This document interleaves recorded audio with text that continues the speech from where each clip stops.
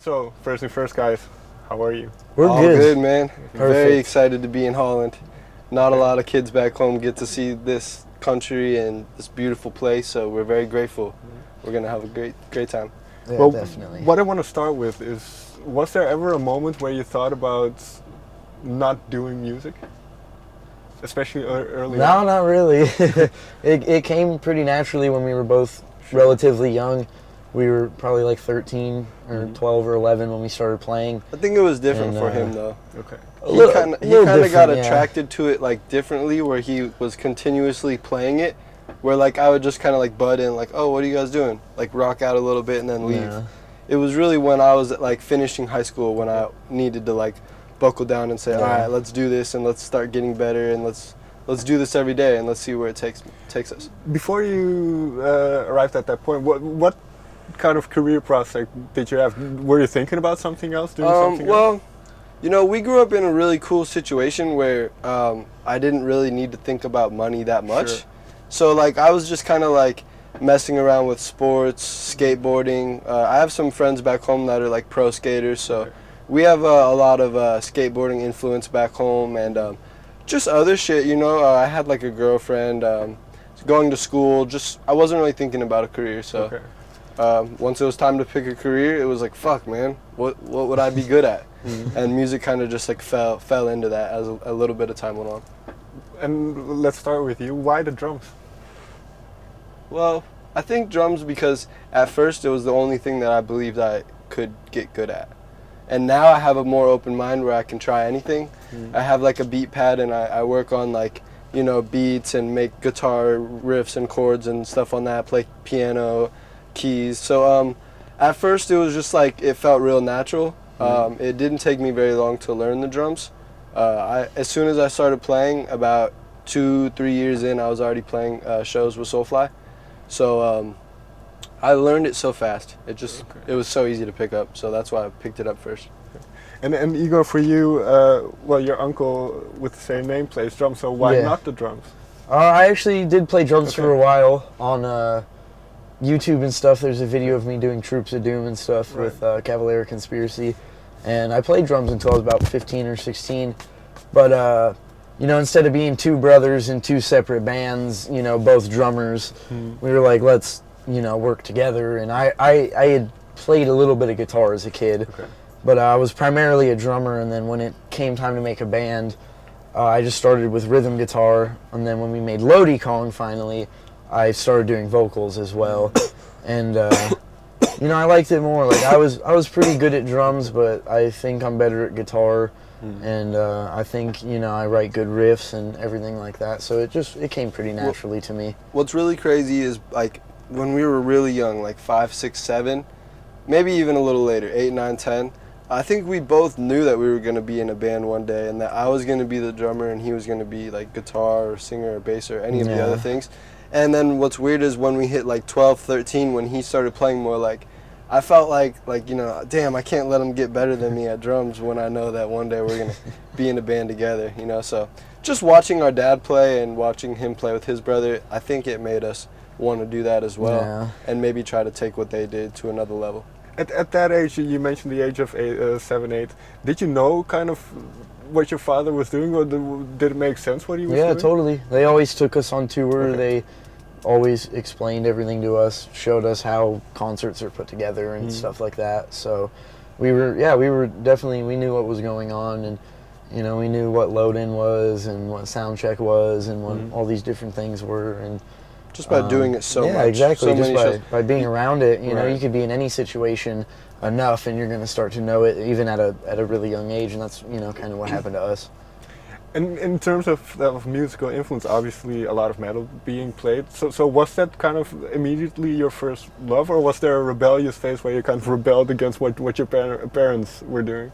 No, not really. I mean, it was always kind of punk rock It was or always just just rock have and an roll. open mind. Yeah. Okay. You know, there was always like a barrier with like radio music and like weird like Yeah. country music that was like, let's not listen to that shit. Yeah, exactly. But like my dad was always listening to like the Police and like Paul Simon, stuff Paul like Simon, that. Stuff you wouldn't expect. tons of reggae, Bob Marley, dub, underground shit. He still is like on Spotify all day, like Okay. looking for new bands and, you know, listening to old dub shit and just reggae shit. And, you know, I think that was the most important thing, was just let us become what we're going to become rather than try to mold us into what you want us to be. So it was just have an open mind, and now, you know, I think we're both pretty diverse in what we like, and I can go to most concerts and have a good time, because at the end of the day, like, I know what it's like to be a musician, and you got to go through a lot, and it's tough up there, so you got to appreciate when somebody's doing it. So, Zyon, also with you, what is one thing that Igor kind of showed you, a band or something that Him or my uncle? Him. You've been sampling ISIS a lot and Pelican. Yeah, I don't know. He puts me onto a lot of like cool, like underground shit. Like, you know, I'm more like high production shit. You know, I like to get into all that crazy epic shit, and you know, he kind of tends to keep it a little more underground. So he keeps me level and not too big headed with big shows and big festivals every time. You know. So just definitely. Underground shit. And vice versa, is there something he recommended it to you recently? Yeah, definitely. Lots of random funk and hip-hop and random stuff like that. And, you know, I like everything, so anything anyone comes up and says, you know, check this out, I will, you know. I go through with it, and, you know, we're always just kind of bullshitting around, like, you know, check out this, check out that, you know. What we used to listen to sometimes, like at parties, like in the middle of the year, we just play some Christmas music. You like put on Pandora, and you just put on like just some old school fucking Christmas music at the party, and everybody's all drunk having a good time at the party. It's like late at night, and we're bumping Christmas music. So, you know, you just gotta have a good time. Yeah, exactly. In the middle of March, not even close to Christmas, like. Just banging that Christmas music with subs and everything. It's all about just being open. Yeah, just having a good time, having fun. But fair enough. But part of this kind of following your parents into becoming a musician. Was there in a way also pressure because what they have accomplished and Yeah, but I think we were born to approach pressure and to soak it in and to use the energy.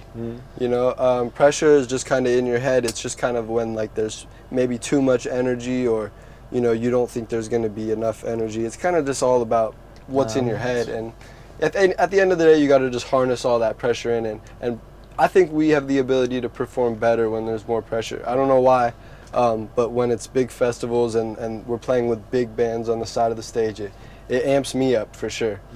So and for instance, fair enough. For instance, I think 2013. That's when you started drumming with Soulfly as well. So was that a difficult thing for you, or was it a very welcoming? Yeah, that was difficult for me. My first show, actually, my introduction into like Soulfly, drumming with them, was a big festival in Belgium. It was like 20,000 people. We flew out there, just played one show, flew from Phoenix, and then flew right back. I was like 17, so that was a lot of pressure. The guy who played right before me at the festival was Dream Theater's drummer, Mike Mangini. No, it wasn't Portnoy, it was Mike Mangini, but he's still really good as well. So, like, that was just like, fuck, man, this is gonna be a tough, long road to get to where this guy's at, you know. And I've always felt the pressure, and I've embraced it. I think that's how you got to go about it. Don't let the pressure eat you away, because that doesn't do anybody good. Yeah, it doesn't do anyone good. And then for you as well, that you sang on a couple of songs for Soulfly as well. Yeah, I did bass for them last year as well. Okay. And so, is it easy in a way to work for your father, to have him tell you what to do in a way? Yeah, you know, he trusts us as musicians, you know, since we started. You know, he could see with his eyes, you know, that we were pretty good, and he really didn't have to help us a lot, you know, like he never wrote stuff for us, he never did anything like that. He always let us make our own stuff and go our own way and have our own sound. But yeah, working with him was a little different, because, you know, he's the brain behind Soulfly, so, you know, he's the one telling you, okay, we're doing this song tonight, we might move this here, and just listen to what I'm saying to the crowd and try and keep up and do this and remember 23 songs a night and, you know, stuff like that. So it started to get a little mesh, but, you know, once you just get on the stage, it's just crystal clear, you know, everything. Yeah, he's good at meeting just in the opens middle up. too. Yeah, Like, exactly. He's easy to work with. most of the time, you know, we're listening to him because it's his band and it's his project and it's his idea behind all of it. But at the same time, like in the studio, he'll let me like chime in and say, you know, maybe we should do it like this, because, you know, I think music as the generations go, it changes, and I think he lets me keep the youth intact. You know what I mean? Yeah, definitely. I like to bring just energy, and you know, I like to bring ideas to the table in the studio, and it's cool that he lets us do that. Is this very noticeable, this age gap, so to say, because you're playing with a lot of older people? Do you notice a different approach to music? Kinda, but you know what I notice is that in your prime in music, it can be any age. Okay. You know, it's not like sports where it's like, all right, at 25 you are perfect, keep that as long as you can. So it's like, you know, you can get better as the years go on, and you could be better when you were 45 than when you were, you know, 20. It's just when you peak. And Soulfly has a pretty young crowd still. Like for a lot of older bands like that, they still retain young kids that are coming in and buying new albums and staying up with the band even though they weren't around for the first couple albums. And your inspirations you know, are cool. different with the generations. Exactly. You know, what he was listening to in the 80s when he was a 20-year-old, I'm probably not listening to that right now, and we just bring all different aspects to the table, and what you get is the final result, and I think it's cool. You know, the crowd always likes it. I always get, you know, a good job tonight by most of the fans I see, and everything seems like it's working, and it's family, and he seems happy, and I think that's the goal, is keep him happy and keep the fans happy.